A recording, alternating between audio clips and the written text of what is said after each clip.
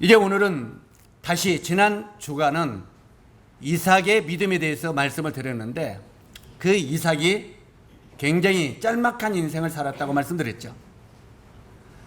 그리고 이 이삭에 대해서 지난주에 소개하면서 이삭의 아버지가 아브라함입니다. 그렇기 때문에 이 아브라함은 믿음의 조상이고 굉장히 유명한 분이죠. 이 성경에서 아브라함을 빼면 아무것도 없습니다. 바로 이 믿음의 조상인 아버지가 이삭의 아버지입니까? 아버지가 아브라함입니다. 그리고 이삭의 아들이 누굽니까? 그 유명한 야곱입니다. 정말 유명한.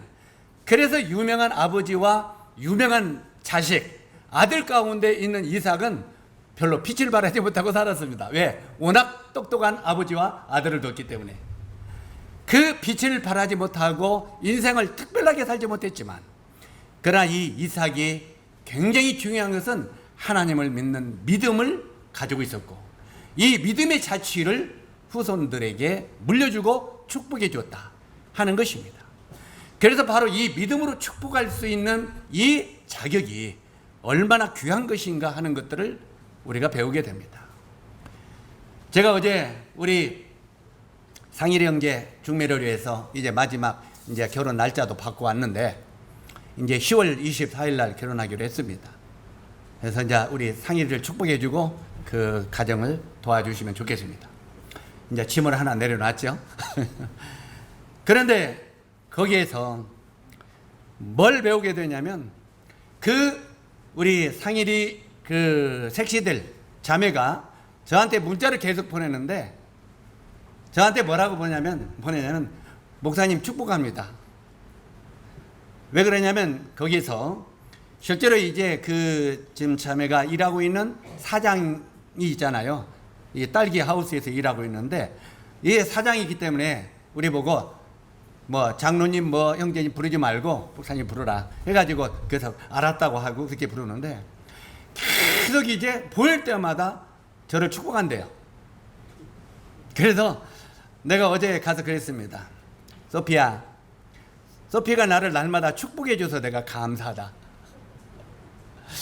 실은 우리가 내가 너를 축복해줘야 되는데 네가 나를 축복해줘서 내가 정말 몸둘 바를 모르겠다.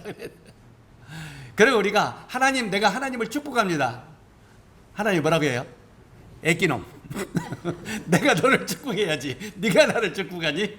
그러지 않겠어요? 그래서 항상 위에 어른들이 밑에를 축복한다고 어제 이제 그거를 가르쳤어요. 그랬더니 아하, 밑에는 위를 축복하는 게 아니에요? 그래. 내가 너를 축복해 줄게. 그랬더니 알았다고. 그러면 나는 뭐라고 해요? 너는 감사하고 고맙다고 하고. 이제 그래서 이 문화적인 걸 가르치니까 잘 배워요, 이런 것들을.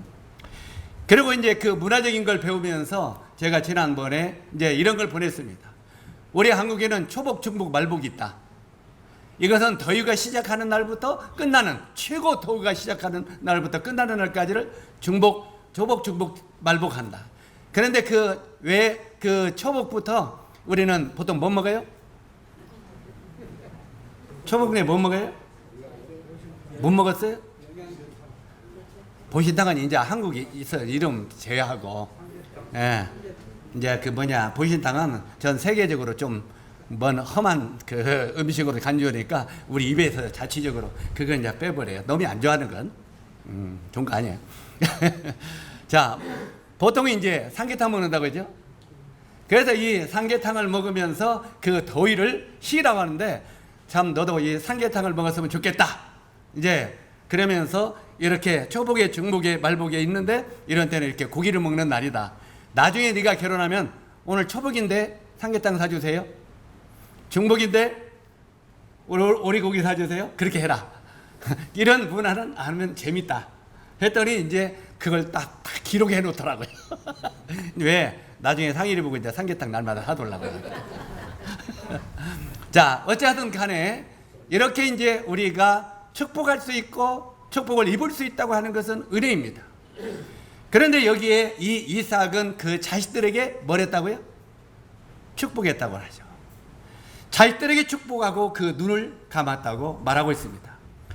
그래서 이 짤막한 그 아버지와 아들 사이에 있던 이 이삭의 그 모습을 성경에 보면 굉장히 짧게 기록이 되어 있습니다. 오늘 한번 이브리서 11장을 열어주시면 좋겠습니다.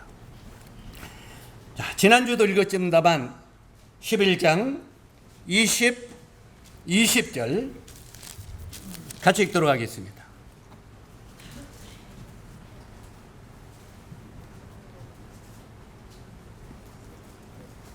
자, 20절만 시작.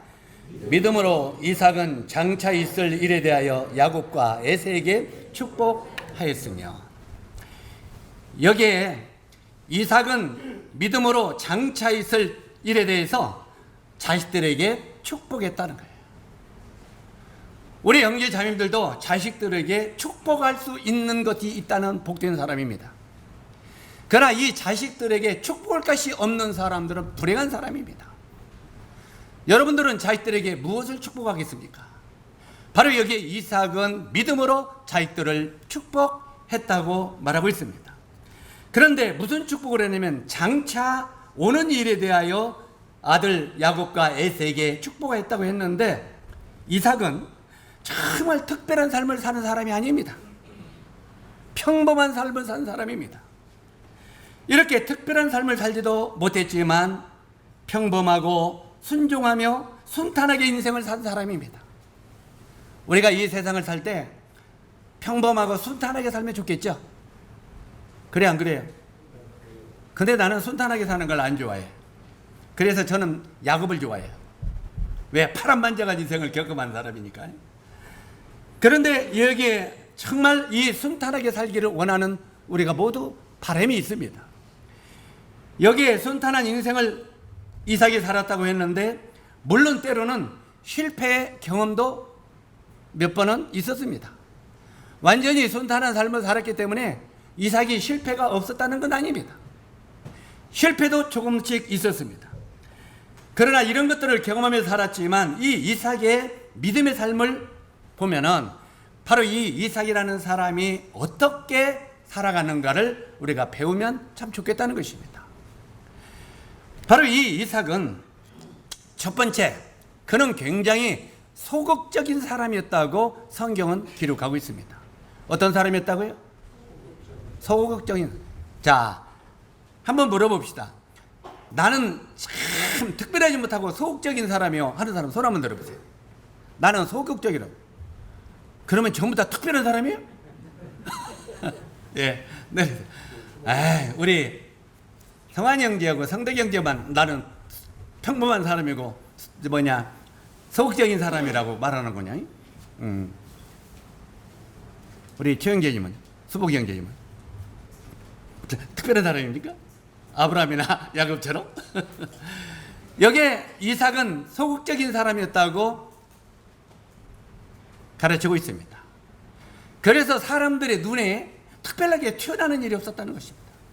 우리들도 이 교회 생활을 할 때 특별하게 눈에 튀는 일이 없는 사람들이 있습니다. 그래서 이 평범하게 살지만 자기가 맡은 일에 소극적이지만 충성스럽게 사는 사람이 있다는 말입니다. 그러나 이 소극적이다고 우리가 아무것도 하지 않은 것하고는 다릅니다. 소극적인 사람이 아무것도 안 하는 사람이다, 이거하고는 달라요. 바로 눈에 띄는 일이 아니더라도 그 평범한 일에 충성스럽게 섬기는 사람이다 하는 의미입니다. 우리가 에레미야 애가 3장 27절에 보면은 이런 말씀이 있습니다. 여기 앞에 기록이 되어 있는데 한번 같이 한번 읽도록 하겠습니다. 시작. 사람이 젊었을 때 멍에 매는 것이 좋으니. 자, 어느 때 멍에 매는 게 좋다고요? 젊었을 때요. 젊었을 때요. 제가 지금 이런 소리를 하면은 좀 부끄러운 이야기지만 저도 젊었을 때는 멍에 매기를 좋아했습니다. 그냥 엔간한 일은 제가 혼자 하고 말지 너한테 이렇게 시키거나 그러지 않았어요. 그런데 제가 나이가 먹으면서, 죄송합니다. 제가 이 나이가 먹으면서 다리가 좀 후들거리더라고요. 그래서 저기 제가 먼저 지난번에 저 옆에 스피커를 이렇게 다리를 놓고 달다가 이 다리가 떨어져서 제가 다쳤잖아요. 그 다친 대로는 그 다음부터 우리 젊은 형제, 아예 젊은 형제들은 나보고 하지 말라고는 않더라고요. 여기 보면 우리 저기 그 상현이나 우리 성환이나 이렇게 젊은 형제들이 나보고 하지 마세요, 우리가 할게요, 이렇게 하면 얼마나 고맙겠어요, 젊은 때. 근데 이제 바로 밑에 용주 형제나 이런 정도가 이제 절대 그런 일 하지 말고 우리가 할 때에 전화로 부르세요. 바로 밑에 보니까 자기들도 이제 올라갈 때가 점점 없어지는 사람들만 그냥 하지 말래요. 그런데 여기서 보면은 성경은 이렇게 말합니다. 다시 한번 마음속에 생각하시기 바랍니다. 사람이 젊었을 때 멍에 매는 것이 좋으니라. 정말 우리가 전도서를 읽다 보면은 인생이 아무 낙이 없어지기 전에, 정말 이제 힘이 없어지기 전에, 낙이 없어지기 전에 젊은 날에 너희 삶을 드리라, 성경은 이렇게 말하고 있습니다. 젊은 날 성경을 읽어보는 것도 젊은 날 많이 읽어보십시오. 늙으면 많이 읽고 싶어도 못 읽습니다. 머리가 아파서. 젊은 날 무엇이든지 젊은 날 하고 싶을 때 해보라는 겁니다. 젊었을 때 멍에 매는 것이 좋으니라. 그래서 젊어서 고생은 어떻게 한다고요? 사서도 한다고 성경 말 이렇게 세상 말도 있는 것입니다. 실제로 여기에 아브라함이나 그 아들이었던 야곱은 젊었을 때 많은 폭풍우들이 그 삶 속에 있었습니다. 아버지 이삭의 아버지 아브라함도 그랬고 아들인 야곱도 그렇고 그 젊은 날에 얼마나 어려운 삶의 폭풍들이 그 삶 속에 있었습니까? 굉장히 많은 어려운 폭풍들이 그 삶에 있었습니다. 이 고생이 그들의 삶을 굉장히 강하게 만들었습니다. 아브라함이나 야곱을 보면요, 그들이 많은 고생을 했는데 그 고생이 나중에 그 삶을 강하게 만들었고 그 믿음을 더욱더 강하게 만들었던 것을 보게 됩니다. 그래서 우리들은 이 고생이 있는 거, 힘든 거, 이것들을 피하려고 하지 마십시오. 실제로 이 젊어서 고생은 사서서 한다고 우리가 젊은 날 해보고 들여보고 열심히 해볼 때 우리는 믿음도 사람도 강하게 만든다고 성경은 말하고 있습니다. 이삭은 반대로 젊은 시절에 굉장히 아버지나 아들과 달리 순탄한 인생을 살았습니다. 이삭은요. 실제로 이 순탄한 인생을 살았는데 그것이 말년에, 이 이삭의 말년에 굉장히 이삭을 어렵게 했습니다. 고생을 안 해보면요, 느닷없이 막 고생할 일이 생겨버리면 감당해 못해요. 고생을 안 해보던 사람이 나중에 느닷없이 고생할 일이 생기면 자살하고 그냥 어려운 일이 생겨요. 감당을 못하는 거예요. 그런데 젊어서 많은 고생을 해본 사람은 나중에 나이가 먹고 고생이 찾아와도 나에게 또 이런 일이 왔구나, 담담하게 그 일을 받고 헤쳐나갈 준비를 하게 되는 거죠. 바로 여기에 이삭이 이렇게 젊은 날 너무 순탄한 인생을 살았기 때문에 말년에 정말 그 삶이 어려움이 되었던 것을 보게 됩니다. 그래서 우리는 자식들에게 젊어서 고생의 경험을 하게 해보는 것은 부모들의 최대의 유산이라는 것입니다. 좀 이상한 말이지만 자식들에게 고생을 하게 하는 것은 그건 부모들이 자식들에게 남겨주는 최대의 뭐가 된다고요? 유산이 된다는 거예요. 그런데 우리는 그래 안 그래요? 그냥 잘해주는 것이 부모들의 도리라고 생각하죠? 그래 안 그래요? 내가 이제 여기에 이제 아빠들을 좀 안 보이네. 수환이 또 저기 저 누구냐 그 옆에 기용이 형님. 수환이는 어떻게 생각해? 우리 미래에게 많은 걸 잘해주는 게 아빠의 최고의 도리라고 생각하죠. 근데 나중에 정말 고생 않게 하면은 이삭이 될 수 있단 말이에요. 이삭이. 때때로는 야곱이 필요하기도 하다는 말입니다. 특히 기웅 형제님, 야곱처럼 키우라고. 이삭처럼 키우지 마. 그냥 우리 그냥 애들이 돌란 거 다 하고 해돌란 거 다 해주면 안 돼요. 우리 아나자매라. 그거 키우는 건 자식들에게 훌륭한 유산을 물려주는 게 못됐다고 성경이 말하고 있는 거예요. 때때로는 이 자식들에게 고생도 물려줄 때 이들이 나중에 강한 사람이 된다는 거예요. 때때로는 없어도 봐야 되고 부족함도 느껴야 되는 거예요. 그런데 항상 풍요로우면 나중에 그들에게 어려움이 찾아올 때 그걸 감당을 못한다 이 말이에요. 이해 가시죠? 그러니까 이 이삭은 젊은 때 어려운 걸 경험해 본 적 있어요 없어요? 아버지 아브라함이 이 특출난 이 크게 늦게 얻은 그냥 이삭, 이거 그냥 넘어져도 내가 이런 소리 안 하려고 했는데 자꾸 하다 보면 이 떠오라. 그래서 시간이 끝난 말이에요. 이제 우리가 때때로 우리 미래가 막 하다가 돌에 탁 걸려 넘어졌어. 돌에 넘어졌어. 우리 소환형제 어떻게 가르쳐? 일어나니까. 이것은 안 돼요. 말을 함부로 하면 안 돼. 그 어떻게 가르치냐면 딱 그 돌을 들고 막대기를 가지고 돌을 때리지. 너 왜 우리 미래를 넘어지겠어? 자, 누가 잘못해서 넘어졌어요? 미래가 잘못해서 넘어졌는데 누구를 때려? 가만히 누워있는 돌을 너 때문에 네가 우리 미래를 건드렸다. 그러면은 애들이 크면서 나중에 어떻게 자랍니까? 모든 건 나는 잘못이 없고 네가 잘못했어. 네가 잘못했어. 이해 가시죠? 이게 이기주의로 키우는 교육이다 이 말이에요. 이기주의로 모든 것이 네가 잘못했어. 그러니까 내가 잘못한 것도 빼고 누가 나를 해를 끼쳐도 내가 다른 사람을 해를 끼쳐도 네가 잘못했으니까 내가 너한테 해를 끼쳤지. 이렇게 자란다 이 말이에요. 그래서 실제로 우리들은 이 자녀 교육을 너무 순탄하게만 양육시키면 안 된다는 거예요. 자, 그렇다고 날마다 목랑구로 때리면 안 돼요.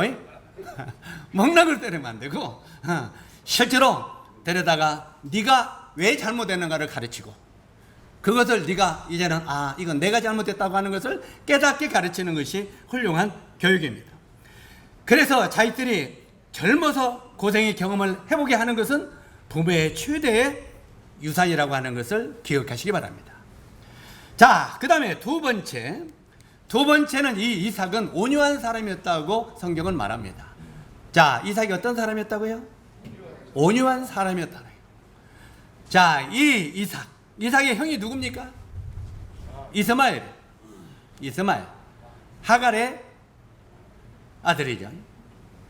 실제로 이 이스마엘은 그 이삭을 누굽니까? 이스마엘이 한참 컸을 때 이삭이 낳잖아요. 그래가지고 이 성경을 읽어보면 이스마엘이 이삭을 핍박했다고 했어요? 핍박 안 했다고 그랬어요? 성경에 보면 핍박한지라 이렇게 말하고 있습니다. 이거 보세요. 이스마엘이 왜 이삭을 핍박했겠어요? 이제까지 자기가 사랑을 받았는데 사랑이 누구에게 넘어가요? 이삭에게 넘어가는 거예요. 그래서 우리 애들이 보통 보면은 이제 자기가 혼자 사랑을 받다가 이 사랑이 동생에게 넘어가면 그때부터 동생을 핍박하는 거예요. 왜? 네가 내 사랑을 빼앗아갔다고. 에? 자, 제가 우리 조카를 굉장히 옛날에 이뻐했어요. 그런데 나이 차이가 있는데 나중에 우리 사라가 태어났어. 그러니까 이제 나도 모르게 내 사랑이 어디로 가요? 사라에게 넘어가죠. 그러니까 이놈이 그냥 우리만 없어지면 이불을 갖다가 사라 이렇게 덮어놓고 때리는 거예요. 이불을 덮어놓고 때리는 거예요. 왜 그렇습니까? 네가 내 사랑을 뺏어갔다 이 말이에요. 바로 여기에 이스마엘이 이삭을 핍박한지라 왜 그런지 우리 충분히 이해 가야 안 가요?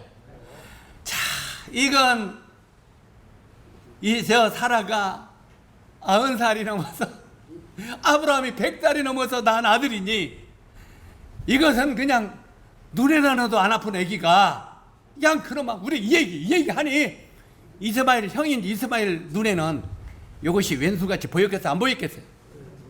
그러니까 그 모든 사랑이 그리 넘어가니까 그를 핍박한지라 그런데 거기다가 사라도 한 수 더하죠. 사라가 한 수 더해야 안 해요. 저것이 여보 저 쫓아내 쫓아내 해가지고 그로 말미암아 이스마엘이 쫓겨나 안 쫓겨나요? 광야로 쫓겨납니다. 실제로 제가 여기에 그 말을 보면서 이 사라가 못돼 먹었어요. 저거 우리 사라가 못돼 먹었어. 아니 자기가 하갈을 끌어들이세요, 안 끌어들이세요? 자기가 하갈을 끌어다 놓고 나중에 그거를 또 핍박해. 그러니까 자기가 잘못해놓고 자기가 시인하지 않고 그 해프리를 그쪽에 하는 걸 보게 됩니다. 이게 이삭과 이스마엘의 관계예요. 이런 사랑의 관계 때문에 그를 계속 핍박했다는 말입니다. 그러나 이 이삭은 이렇게 소극적인 사람이었지만 그 사람은 온유한 사람이었다고 성경이 말하고 있습니다. 소극적이고 막 핍박도 많이 받았어요. 소극적인 사람들이 핍박 많이 받아요, 안 받아요? 학교에서도 소극적인 애들이 그 왕따를 당해요, 안 당해요? 당하잖아요. 단체로 핍박을. 소극적인 애들을 만만하게 보고 막 핍박하잖아요. 그런데 실제로 여기에 이삭도 굉장히 소극적인 사람이었지만 그는 온유한 사람이었다고 말하는데 이 이삭의 온유함이 어떻게 보면 이삭의 장점이었습니다. 이 온유한 것은 굉장히 사람에게는 장점입니다. 우리 형제 자매님들도 때때로는 참 저 형제님은 굉장히 온유한 형제예요, 이런 소리 들어보면 죽겠어 안 죽겠어요? 에? 자, 최기동 형제님 참 온유한 형제요 아니에요? 이제 다른 사람에게 물어봐요. 온유한 형제요 그러면 이제 이렇게 얼굴로 그렇게 말을 하면은 사람들이 여러분 이 소리 들으면 안 되죠. 전부 일사불란하게 맞습니다. 이건 굉장히 그 사람에게 장점이 될 수 있어요. 그래서 여기에 이삭은 굉장히 온유한 사람이었다. 이것이 그의 장점이었다고 말하고 있습니다. 자신에게 다가오는 모든 사건들을 지혜롭게 대처했습니다.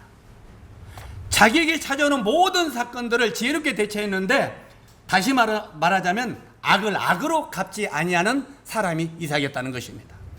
한번 따라서 하세요. 이삭은 악을 악으로 갚지 아니하는 사람이었다. 이해 가시죠? 우리들은 악을 악으로 갚습니까? 안 갚습니까? 말은 안 갚죠 하는데 거의 대부분 나한테 이렇게 하고 악으로 갚으려고 하죠. 실제로 우리들은요, 이 마음의 속성 속에 악을 악으로 갚으려고 하는 마음들이 다 있습니다. 내가 피해를 입고 내가 송사를 당하고 내가 어려움을 당한다면 전부 이것이 마음속에 악이 되어서 되갚으려고 하는 것이 인간의 본능이고 마음입니다. 그런데 이삭은 악을 악으로 갚지 아니하는 사람이었다고 말하고 있습니다. 모든 것을 선으로 갚았습니다. 우리가 이 이삭을 보면은요, 참 순종의 사람이라고 했잖아요, 아까. 자, 이때 아브라함이 이삭을 이제 그 당시 모리아산으로 데려가서 번제로 드릴 때 하나님께서 네 아들 이삭을 번제로 드리라 했을 때 번제는 사람을 머리서부터 발끝까지 쪼개서 불에 태워 죽이는 게 번제입니다. 송두리째 이렇게 죽이는 게 번제인데 하나밖에 없는 이삭을 아브라함에게 번제로 드리라고 할 때 그 당시 이삭이 나이가 몇 살인 줄 아십니까? 17살이에요. 17살이면 누구 나이입니까? 아마 우리 여러분들의 17살 된 자식이 있으면 요즘에 17살 애들이면 힘이 장정입니다. 자, 우리 아브라함이 몇 살입니까? 117. 아브라함의 나이 117. 이삭의 나이 17. 자, 117살 먹은 아버지가 이삭아 이리 와. 왜요? 이제 물론 이삭이 하나님께서 번제로 드리라고 하는 그 나무를 이삭이 짊어지고 가죠. 이삭이 짊어지고 모리아산으로 올라갑니다. 모리아산으로 올라가는데 이제 아브라함은 칼과 불을 가지고 이제 아들을 따라 올라갑니다. 아들을 따라 올라가는데 이제 거의 다 올라가서 아들 이삭이 물어봅니다. 아버지 왜 그러냐? 번제할 와 나무와 불은 있는데 그 그 번제의 제물은 어디 있습니까? 양을 하나님께 바쳐야 되는데 하나님께 번제로 바칠 어린 양은 어디 있습니까? 하나님은 그 아들 이삭을 하나님께 번제로 바치라고 했는데 그 아들이 아버지 번제할 양은 어디 있습니까? 했을 때 그 아브라함의 마음이 어떻겠습니까? 우리가 만약에 이 아브라함이었다면 내 마음은 산산조각 갈래갈래 찢겨지는 고통과 아픔이 있었을 것입니다. 몰라요. 우리 형제 자매들은 바로 너니라 이렇게 했을지 몰라요. 바로 너니라. 그런데 아브라함은 아들이 아버지 다 제단 다 준비됐는데 양은 어디 있어요? 자, 그때 이 아브라함의 지혜가요. 참 그 당시에 참 솔로몬의 지혜였다는 것이 생각이 나요. 하나님께서 친히 자기 손으로 어린 양을 준비하시리라. 누가 준비한다고요? 하나님. 자, 그때까지도 이삭이 깨달아요? 못 깨달아요? 못 깨닫고 이제 가는데 다 가서 그 자리에 들어가서 나무를 다 놓고 끈을 가지고 이삭아 이리 와. 손대. 왜요? 손대. 손을 내고 이렇게 묶습니다. 이때 이삭이 깨달았겠어요? 안 깨달았겠어요? 아버지가 나를 잡으려고 그러네? 성환이 형제가 이삭이라면 어떻게 하겠어요? 우리 성환이 형제가 착하거든요. 그런데도 어떻게 하겠습니까? 아버지 참으세요. 아버지 참으세요. 아버지 참으세요. 안 됩니다. 그러지 않겠습니까? 아마 우리가 더 아주 과격한 아들 같으면 아버지 망령나 또 하고 또 달라들겠죠? 아마 얼마나 그 상황이 아찔합니까? 그런데 이삭이 아버지 아브라함에게 뭐라고 말합니까? 실제로 이삭은 그랬을 것입니다. 아버지, 하나님이 번제로 바치라면 하나밖에 없는 아들이라도 바쳐야 됩니까? 이렇게 질문하지 않았겠습니까? 그때 아브라함이 그렇답니다.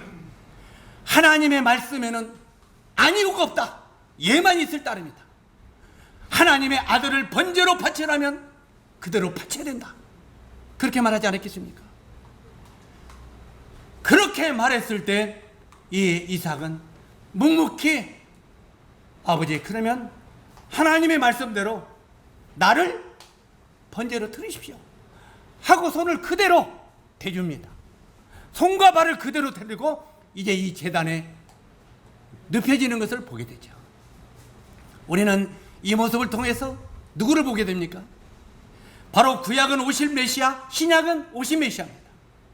구약은 앞으로 메시아가 이 땅에 어떻게 오실 것을 예언한 내용입니다. 바로 여기에 아브라함이 이삭을 하나님께 번제로 바치는 것은 하나님의 하나밖에 없는 아들 예수 그리스도, 바로 이 아들 예수 그리스도를 저와 여러분의 죄를 위하여 십자가에 번제로 드리는 그 그림자입니다. 바로 이 이삭이 하나님께 번제로 드리는 이 장면은 하나님의 아들 되신 예수 그리스도가 바로 십자가에서 골고다에서 양손과 양발의 못을 벗겨서 번제로 하나님 앞에 드려지는 모습이 그 모습의 그림자입니다. 그래서 우리가 이걸 보면서 뭘 느낍니까?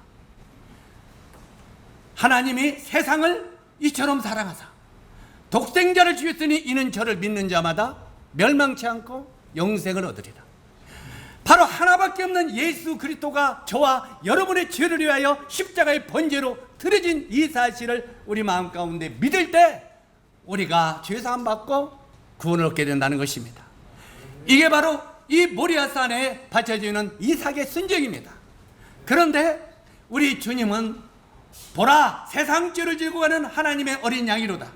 예수 그리스도 그분이 어린 양으로서 묵묵하게 자기 가족을 십자가를 짊어지고 갈보리로 올라가는 모습을 봅니다. 여기 이 구약에는 이삭이 자기가 죽을 나무 보따리를 짊어지고 모리아산으로 올라갑니다. 자기가 죽을 나무를 짊어지고, 바로 예수 그리스도는 자기가 죽을 십자가를 짊어지고 갈보리로 올라가는 것입니다. 그러나 여기에 이삭은 두말하지 않고 순종합니다.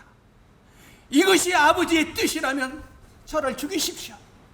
바로 예수 그리스도는 엘리엘리 라마 사막다니, 나의 하나님 어찌하여 나를 버리셨나이까? 내가 이 십자가에 죽는 것이 아버지의 뜻입니까? 이 십자가에 내가 죽는 것이 아버지의 뜻이라면 내 뜻대로 말고 아버지의 뜻대로 되기를 원하나이다. 바로 이게 바로 이삭의 순종입니다. 왜 이 이삭의 순종의 아들이냐면 바로 이 이삭은 예수 그리스도의 그림자이기 때문에 그렇습니다. 아멘. 바로 이 이삭은 아버지가 자기를 죽이려고 손발을 묶을 때에도 그대로 순종합니다. 그리고 칼을 들고 그 아들을 죽이려고 할 때도 아들은 순종합니다. 실제로 아브라함의 마음속에, 구약의 아브라함의 마음속에는 이제 우리가 이 구약 창세기를 읽어보면 3일길절, 바로 그 모리아산에서 모리아산으로 가는 길목이 3일입니다. 3일 동안 아브라함의 마음속에는 이 아들 이삭이 죽은 자로 있었습니다. 너는 죽은 자다. 너는 죽은 자다. 그러나 아브라함의 마음속에는, 그러나 너는 죽은 자지만 하나님의 능력으로 내가 너를 죽여도 너를 다시 살리실 것이라는 부활의 믿음이 있었다는 말입니다. 그래서 우리가 정말 구원을 받고 참된 믿음을 갖는 것은 십자가의 죽음과 부활의 신앙입니다. 십자가의 죽은 것만 기억하지 마십시오. 우리가 때때로는 그냥 차납게나 예수님이 내 죄 십자가에서 죽으시고 나를 구원해 주시고 주님 고맙습니다, 그리고 끝. 나를 구원해 주셔서 고맙습니다, 끝. 그러니까 삶이 변화가 안 일어나는 거예요. 바로 이 부활의 신앙은 내가 죽어도 나의 삶 속에 영원한 썩지 않은 하늘나라의 면류관이 나에게 예비됐다는 믿음이 있으라 이 말이에요. 사랑하는 형제 자매 여러분, 우리가 이 세상을 떠나도 정말 내가 예수 그리스도를 믿는 믿음이 분명하다면 영원히 죽지 않는 그 나라가 우리에게 예비되어 있음을 믿으십시오. 그리고 그날에서 우리들에게 상 주시는 이심을 믿으십시오. 이 부활의 하늘나라의 영광의 믿음이 우리 형제 자매들의 마음속에 깊이 심어지면 우리 삶은 변화되게 되어 있어요.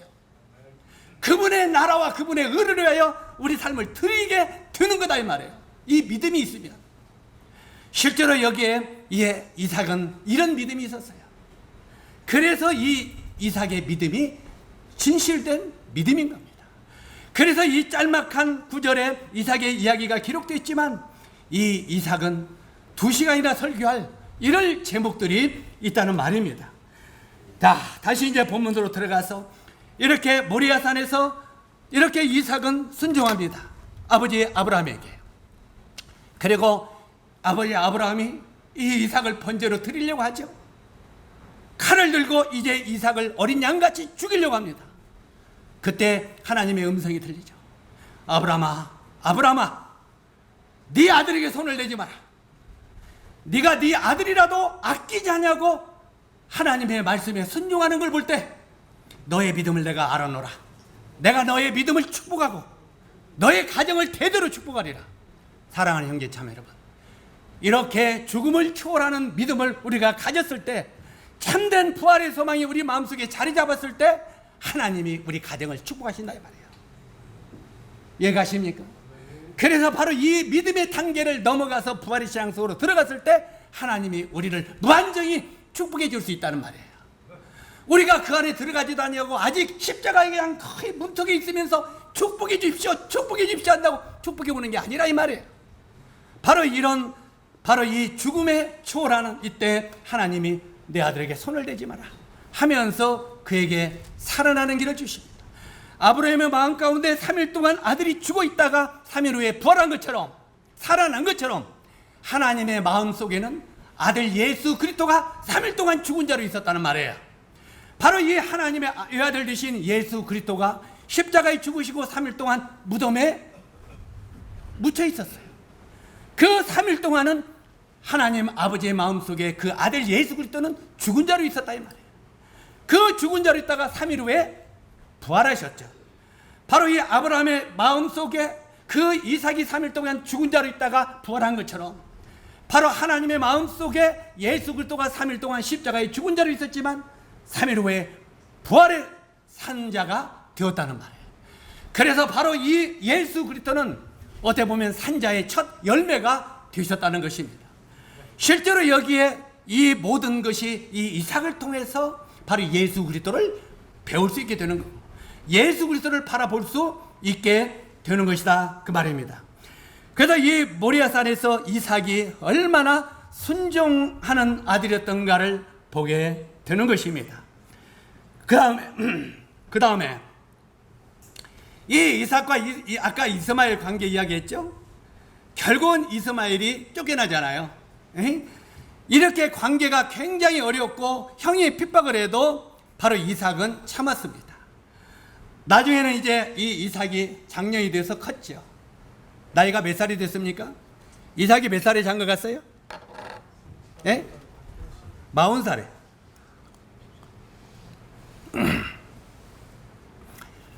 우리 상일이 형제가 41더라고요. 1년 늦었더라고요. 이삭. 실제로 그 이삭이 40살에 장가를 갔는데 우리 형제 자매들은 여기에 말로만 하지 말고 이 이삭과 리브가의 중매 과정들을 좀 배울 수 있었으면 좋겠어요. 여기에 먼저는 이삭이 자기 아내가 될 리브가 얼굴을 한 번이나 봤어요? 안 봤어요? 한 번도 본 적이 없습니다. 우리들은 오늘날 배필을 선택할 때 뭘 보고 선택해요? 우리가 성환 형제 장가 좀 갈래? 누가 있어요? 저 자매 하나 있는데 그럼 만나보고요. 먼저 뭘 보고? 만나보고요. 뭘 본다는 거예요? 만나본다는 소리는 뭔 말이에요? 얼굴 좀 보고 싶다 이 말이에요. 여기 이삭이 얼굴 봤어요? 안 봤어요? 안 봤어요. 리브가의 얼굴이 여기에 뭐야 주근기가 있는지 뭐 코가 좀 이렇게 비틀어지는지 안 봤어요. 그냥 여기에 나오는 이삭은 어떤 마음으로 기다리냐면 한번 따라서 해요. 하나님이 나에게 짝지어지는 여인이라면 그가 누구라도 언제든지 받아들이겠습니다. 이게 믿음인 거예요. 하나님이 짝지어주는. 왜 그렇습니까? 성경의 잠언에 뭐라고 말합니까? 재물은 조상으로부터 물려받지만 아내는 여호와로부터 말미암느니라. 아멘. 바로 이 결혼은 하나님이 짝지어 주신 나라. 재물은 누가 줘요?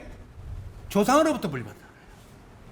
그렇기 때문에 실제로 이 하나님이 짝지어있기 때문에 하나님이 나에게 주시는 사람이라면 이 믿음이 제일 먼저 있어야 된다는 거예요. 좀 힘듭니까? 하나님을 할것이면. 그리고 이 이삭은 리브가의 그 중매는 누구한테 맡겼어요? 중매는 누가 했어요? 아브라함의 종인 엘리에셀이 했어요. 그 엘리에셀이 가서 중매를 합니다. 어떻게 중매합니까? 하나님, 내가 어떤 여인을 선택할지 모르겠습니다. 그런데 내가 가거든 제일 먼저 정말 우리 나귀에게 물도 떠주고 정말 나에게 이렇게 물도 떠주고 이렇게 섬기는 자매가 있으면, 섬기는 자매가 있으면 그 제일 먼저 섬기는 그 자매를 보고 우리 주인의 아들의 신부로 결정하겠습니다. 주님, 누구든지 하나님께서 보시기에 합당한 자매를 만나게 해주십시오. 엘리에셀이 기도했어요? 안 했어요? 자, 제일 먼저 딱 가니까 누가 제일 앞에 등장해요? 리브가가 제일 먼저, 아니,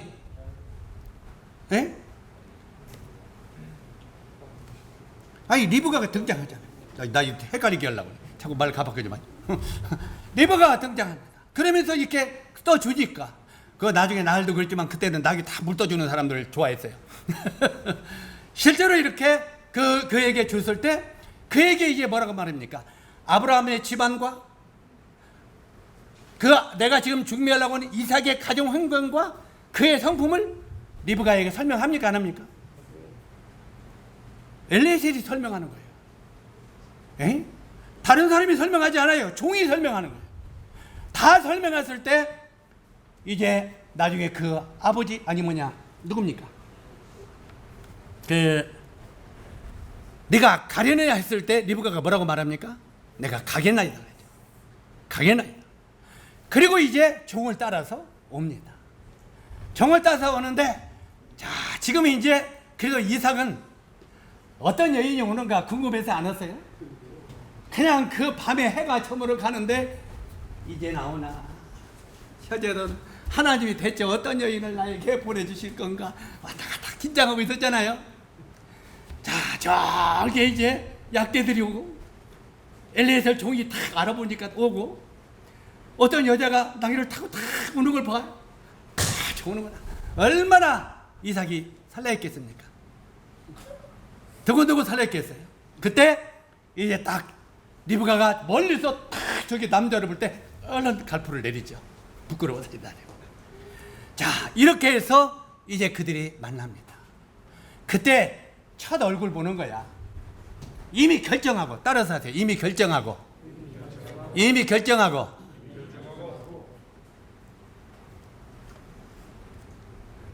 그 다음에 영접을 했어요.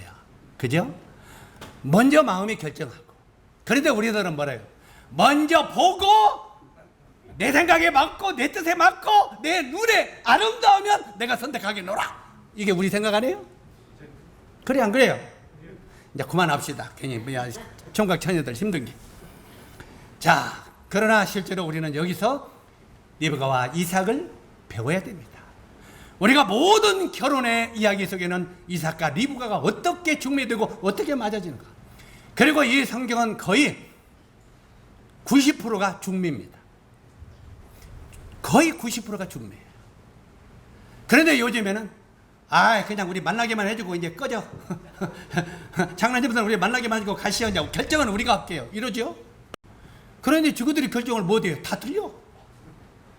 안 돼요. 적어도 완전히 맡기면 아름다운 신부를 얻을 수 있습니다. 정말 좋은. 느닷없이 결혼 강의도 아닌데 고리 가려고 해가지고 마음이. 왜 내가 어저께 우리 상일이는 정말 착해요. 장로들이 결정하면 따르겠습니다. 물론 결정해주면 따르겠어요. 순종하겠습니다. 그러니까 됐잖아요. 내 생각이면 안 돼요. 자 이야기가 다르고 어찌하든 간에 이렇게 중매로만한 리브가를 맞는 자세를 우리는 배울 수 있어요. 그 다음에 여기에 이 이삭이 또 뭘 배울 수 있습니까? 우리가 그 이삭이 우물 파는 장면 배우죠? 성경 읽다 보면 먼저는 옛날 아버지가 파놨던 그 우물을 적들이 갖다 묻어버리죠. 그래서 이제 아버지가 파냈던 것을 이렇게 퍼냅니다. 뭘 묵어나는 걸 퍼내니까 그 속에 물이 있어요 없어요? 물이 있었어요.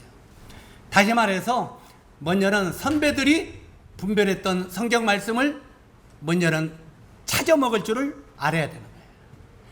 이런 메시지를 또 여러분이 찾아 먹어서 나중에 여러분의 것이 될 줄 알아야 된다 이 말이에요. 여러분이 먼저는 아버지의 우물을 파서 그놈을 사용했어요. 근데 그것마저도 뺏겼어요? 안 뺏겼어요? 자, 우물을 파면 이제는 뺏깁니다. 자, 이렇게 열심히 땀을 흘려갖고 우물을 팠는데 우물이 나오니까 적들이 와서 야! 그거 우물 내놔! 해가지고 그러니까 싸우기 싫으니까 가져가라. 나는 이걸 읽으면서 어떤 생각이 왔냐면 이 천하 바보. 땀 흘려가지고 이게 왜 우물을 파가지고 그 사막 같은데 광야에서 우물 파기가 얼마나 어려워요. 이런 데 같이 그냥 파면 우물 나오는 데가 아니야. 그런데 어떻게 이렇게 그 광야 같은 데서 우물을 파면 나오는데 그걸 빼앗으려고 하니까 그래 가져가라고 싸우기 싫다고 또 떠나서 또 우물 파. 자 이렇게 두 번째 우물을 팝니다. 두 번째 우물을 파니까 또 쳐들어와서 물이 나오니까 또 뺏어가. 이게 또 지고 가. 어때요? 바보 같죠? 진짜 바보 같아. 세 번째 사건. 자, 세 번째 우물을 파니까 또 뺏어가. 아마 우리 성환이 형제 같은 사람도 이거 용납 안 돼. 용납 되겠어 안 되겠어요?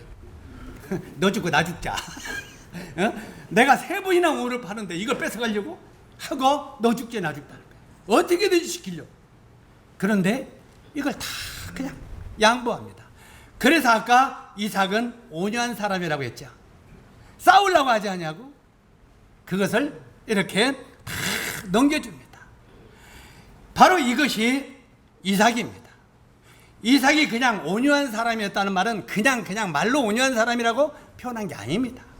싸우지 아니하는 사람이었다 하는 말입니다. 손해가 봐도 이해 가시죠? 내가 땀 흘리고 내가 손해가 봐도 이것과 싸우려고 하지 않았다. 결국은 그렇게 3번 4번 양보를 하니까 나중에 창세기 26장 12절로 27절에 보니까 거기 보니까 26장에서 33절까지 보니까 원수들이 찾아옵니다. 미안해 안 미안해요? 3번이나 뺏어다 보니까 다 양보하고 떠나가니까 미안한 거예요. 미안하니까 찾아와서 어이 이삭 왜? 아니 이제 싸우지 말고 사이좋게 지내. 에?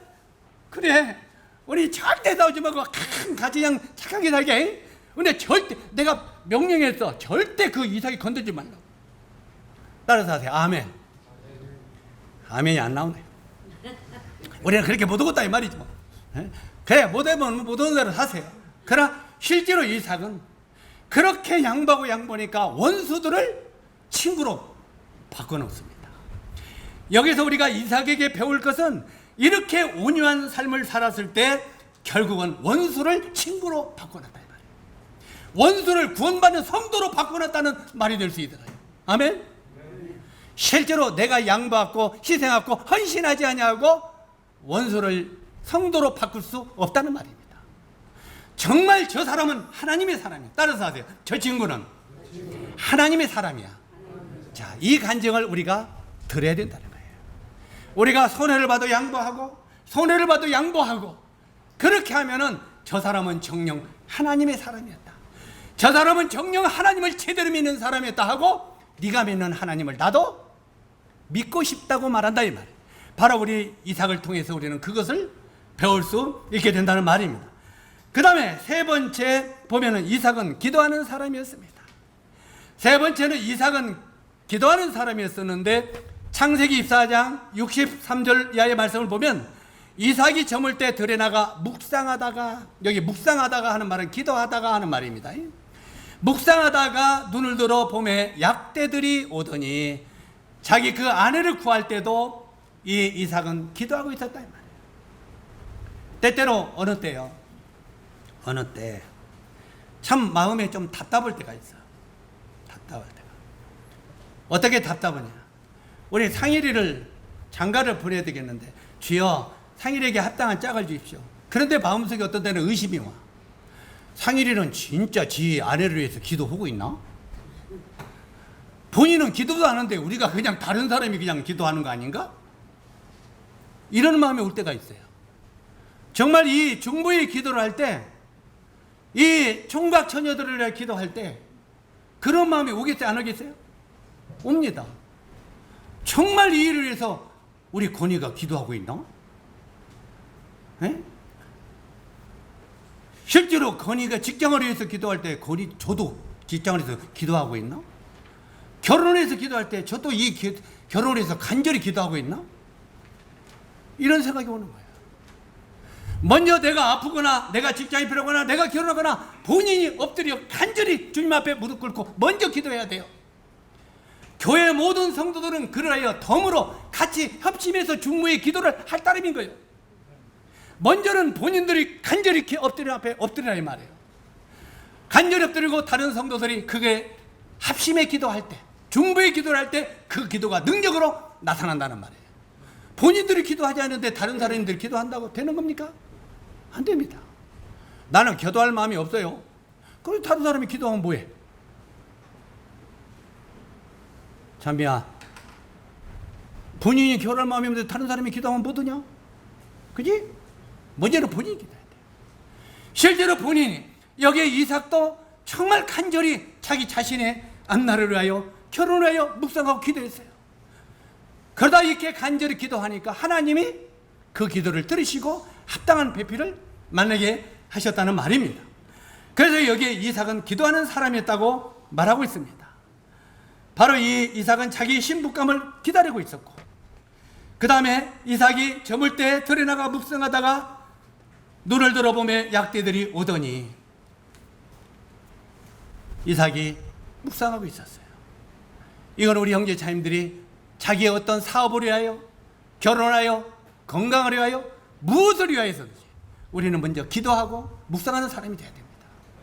주님과의 관계를 유지하는 사람이 되어야 된다는 말입니다. 신부감을 주님께서 어떻게 인도하실까 조용히 기도하고 있었던 것입니다. 이삭이 그 아내가 그 다음에 이제 이 이삭이 결혼을 했어요. 결혼해가지고 이제 나이가 먹었습니다. 자, 이삭이 저물 때 들어가서 약대들이 왔다고 했고, 이제 묵상하다 보니까 이제 그 이삭이 왔다고 했고,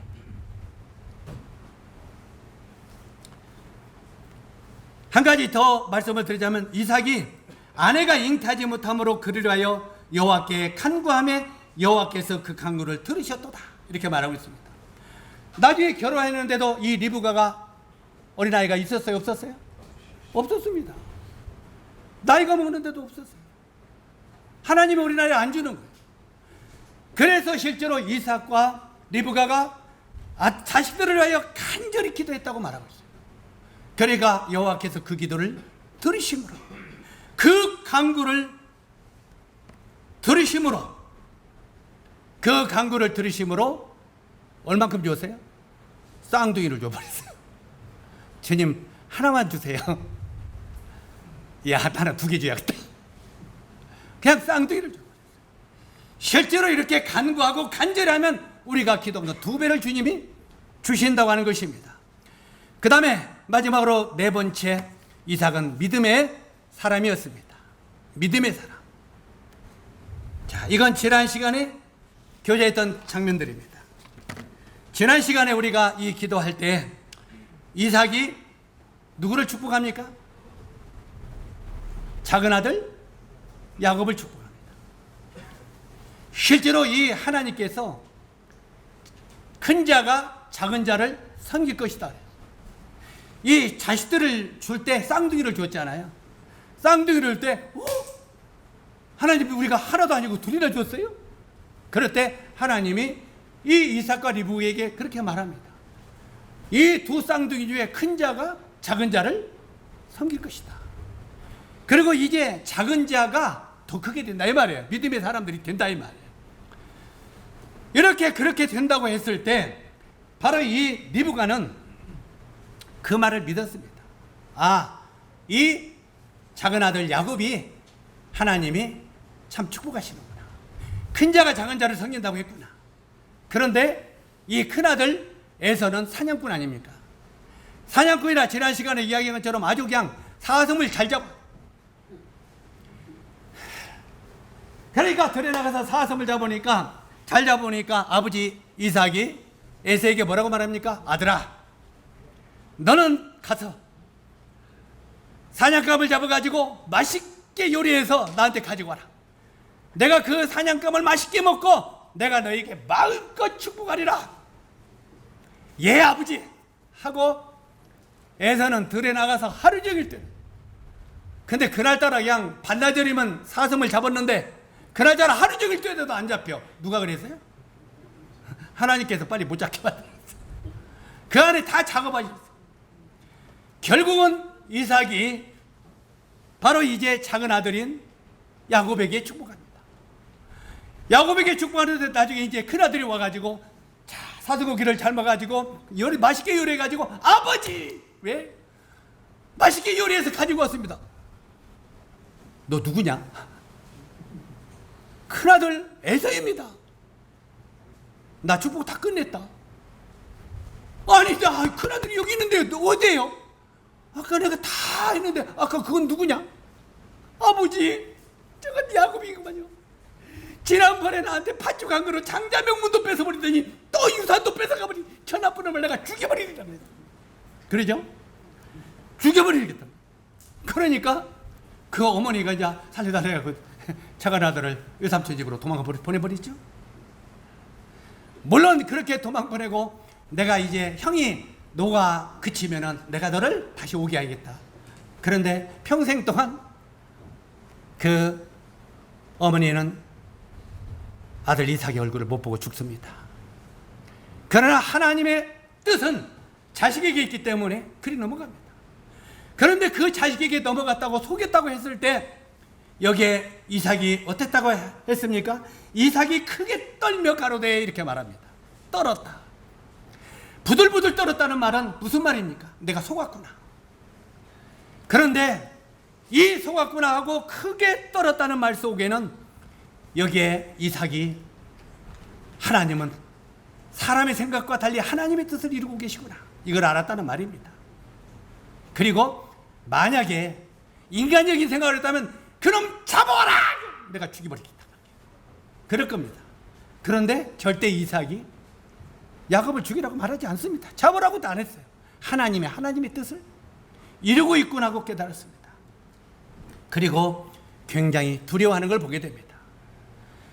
그러면서 이 이삭은 하나님은 하나님의 뜻을 이룬다고 하는 것을 알았습니다.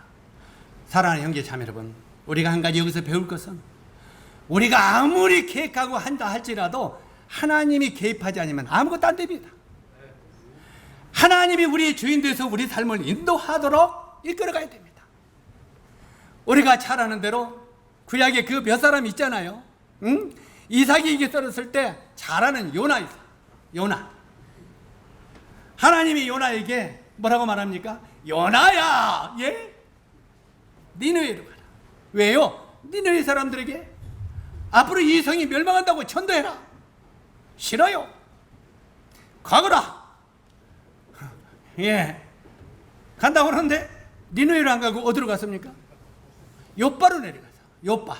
이 요바로 가는 말은 오늘날 그 텔아비브입니다. 거기 어디입니까? 그 이스라엘에 보면 바닷가에 있는 텔아비브 있잖아요.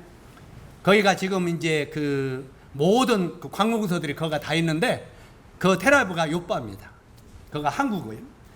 그런데 이제 그 요바로 내려가니까 인간의 생각으로 잘 되는 것 같죠? 어디서 여비도 생겨버렸어.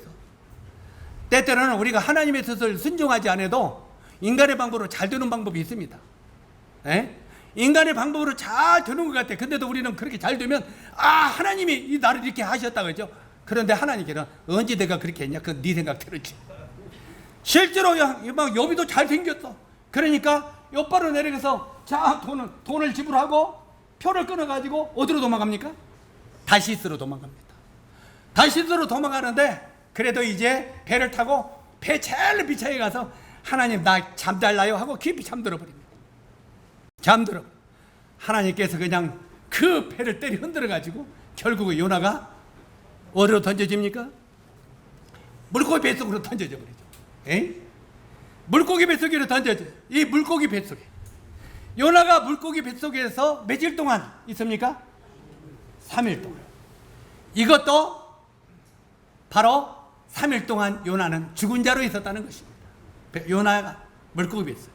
그래서 우리 신약 성경에 내가 요나의 표적뿐이 보여줄 것이 없다고 하는 의미가 예수 그리스도께서 우리 죄를 하여 십자가에 죽으시고 3일 동안 무덤에 장사 지냈다가 부활하는 이것뿐이 너희들에게 보여줄 게 없다 이 말이에요.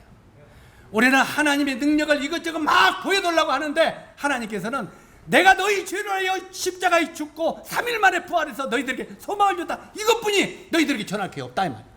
이걸 너희들이 믿고 이 안에 거하고 이 안에 순종하게 될 때 다른 것들은 부수적으로 너에게 축복해 주겠다, 이게 약속인 거예요. 그래서 우리는 예수 그리스도의 십자가의 죽음과 그분의 부활의 영광을 우리 마음속에 신앙의 핵심으로 가져라는 거예요. 이걸 가지고 있을 때 모든 축복은 거기에 덤으로 주겠다고 말씀하신 것입니다. 이게 요나예요. 다시 그 요나가 물고기 뱃속에서 3일 동안 있다가 3일 후에 물고기가 확 토해내죠. 아이고 따뜻하세요. 살았다. 요나가 살았다 하니까 하나님이 다시 부릅니다. 요나야, 예, 니네로 가. 하나님의 뜻은 어디 있어요? 하나님의 뜻은 니누에요.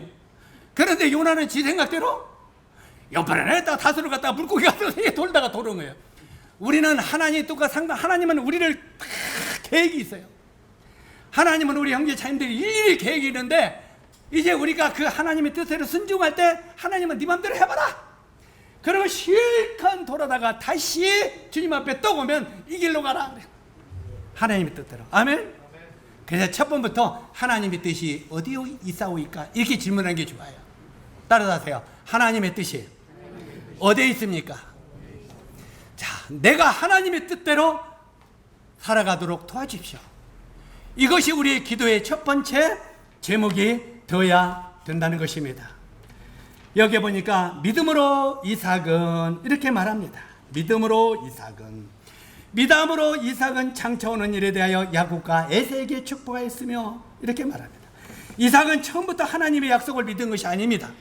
결국 마지막에 이삭은 믿고 순종합니다. 요나도 마지막에 믿고 순종하는 것처럼 이 마지막에 믿고 승복하는데, 그런데도 성경은 이삭의 모든 실패의 삶은 생략해버립니다. 이삭의 실패를 하나님의 기념책에 기록해놨다면 이삭은 하나님 만날 수 있어요, 없어요? 없습니다. 다 지워버리고 마지막에 믿음으로 살았던 이삭의 믿음만 히브리서 11장 믿음장에 탁 드러내는 거예요. 우리가 히브리서 11장의 믿음장인데 거기 모든 믿음의 선지들이 나오죠. 거기 나오면 그 사람들이 실수하고 실패했어요, 안 했어요? 그러나 그는 이런 실패했고 저런 실패했고 기록이 있어요, 없어요? 없습니다.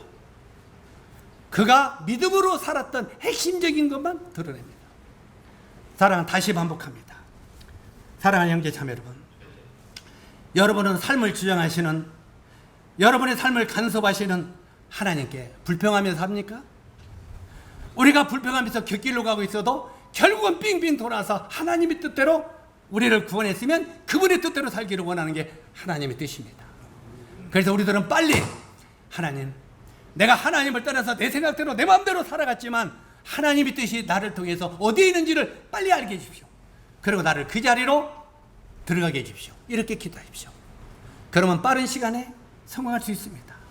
여기에 이삭이요, 하나님을 떠나서 하나님의 불순종하고 살아가지고 그 후반기에 한 30년이라는 세월에 이삭의 생애가 없어져 버렸어요. 30년. 기록이 없어요. 하나님을 떠나서 산 사람이 30년인데 그 30년의 기록이 이삭이 없다 이 말이에요. 그리고 그 후에 믿음으로 결론을 냈던 그것만 딱 부각이 돼 있어요. 하나님 앞에 우리 형제 자매들이 갔을 때도 마찬가지입니다. 우리 형제 자매들의 모든 생애에 이것은 먼저는 생명책에 기록이 됩니다. 생명책에 기록되지 못한 자는 불못에 던지우더라. 우리 먼저는 이름이 하나님의 생명책에 기록이 될 때 우리가 구원받습니다. 바로 이것은 천국과 지옥의 문제입니다. 그러나 이제 이 생명책에 기록된 사람은 그 다음에 하나님의 기념책에 우리 이름이 기록된다고 말합니다. 하나님의 기념책에 우리 이름이 기록돼서 너희가 행한 대로 따라 받게 하려 하심이라. 우리가 이 세상에서 어떻게 살아가는가를 하나님이 평가하시고 거기에 대한 상을 주신다는 거예요. 그런데 그 평가하는 그것이 너희가 나를 믿음으로 어떻게 살았느냐, 여기에 대한 평가만 하신다는 거예요. 믿음으로 살아간 그것만 하나님의 기념책에 쫙쫙쫙쫙 기록한다 이 말이에요. 내가 구원받고 50년을 살았어요. 구원받고 50년 살았는데 세상적으로 40년을 살고 믿음으로 10년을 살았어요. 그 믿음으로 산 그 10년만 짝짝짝 기념책에 기록된다 이 말이에요. 세상적으로 사는 건 하나님은 가치가 없는 것이기 때문에 지워버린다는 거예요. 그건 하늘나라에 가치가 없는 것이기 때문에. 그리고 그 10년 동안 믿음으로 주 안에서 사는 것만 기록하고 상을 주신다는 거예요. 우리 형제 자님들은 주님 안에 믿음으로 몇 년을 살았습니까? 구원받은 것과는 관계없습니다. 내가 구원받은 지 몇 년 섰다고 그게 상이 아닙니다. 그 안에 믿음으로 살아간 것이 얼마나 되냐 이 말이에요. 여기에 대한 상을 주님이 하신다고 그랬어요. 그래서 우리 형제 자매님들이 정말 이 마지막 때 이 이삭의 믿음을 배우면서 이삭이 믿음으로 자식들을 축복했다고 한 것처럼 적어도 자식들에게 우리가 믿음으로 축복할 유산은 있어야 되지 않겠습니까? 우리 수복 형제님 집날에 언제 가요 안 가요? 안 갈 것 같지? 마지막으로 진나라 갈 때 우리 새끼들 앉혀놓고 축복해야 돼, 안 해야 돼? 축복해야 되잖아요. 축복할 때 뭔 축복하겠습니까? 믿음으로. 다윗은 어떻게 자식을 축복했어요? 내 아비의 하나님을 알고. 따라서 하세요. 내 아비의 하나님을 알고. 적어도 자식들에게 내가 섬기던 하나님이 어떤 하나님이었다고 하는 것을 자식들에게 축복하고 죽을 수 있는 이런 믿음을 우리 형제자매들이 갖기를 원합니다. 기도하겠습니다.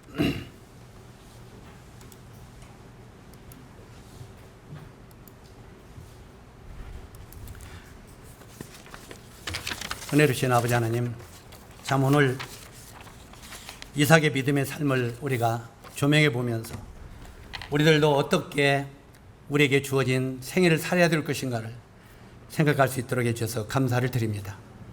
우리의 삶이 정말 잊혀지는 삶이 되지 않도록 도와주시기를 원합니다. 예수님의 귀하신 이름으로 아버지 하나님께 기도드립나이다. 아멘.